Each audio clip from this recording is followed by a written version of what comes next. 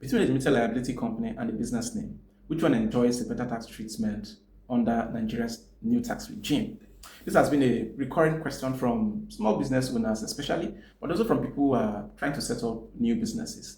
So, in this video, I'll try and provide some explanation on the difference in tax treatment between these two forms of business structures. Let's start with a business name. A business name in law does not have a separate legal personality from its owners, and for that reason, the income and profits of the business are deemed to be the income and profits of the owners of the business. So let's take, for example, Emeka, who decides to set up a business as Emeka and Sons Ventures. If the business generates any revenue, that revenue is deemed as the income of Emeka, and Emeka will be taxable on that income. Now, the situation is different where you have a limited liability company.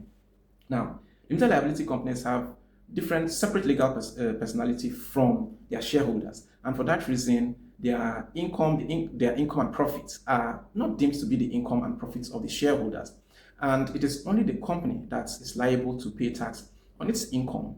So, if Emeka had set up a limited liability company and that company had generated 10 million naira in profit, it is not Emeka that will be paying tax on that profit. It is the business, is the company that will be paying tax on the profit in its name.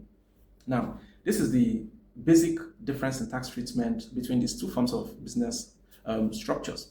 But the differences don't end there.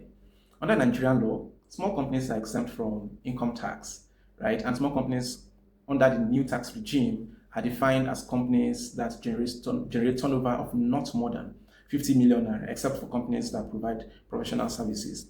And once you fall within this revenue threshold, your entire income will be exempt from tax. So if Emeka had decided to set up his business as a limited liability company and that business does not generate more than 50 million in a year, it means that the entire income will be exempt from tax. So for small businesses, the limited liability company option presents a better tax advantage, right, than the business name option.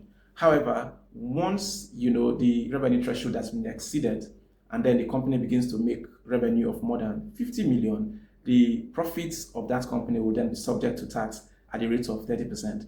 Now, that income tax rate for companies is higher than the income tax rate for individuals. So, at that level, the advantages that a limited liability company presents over business names would no longer be there.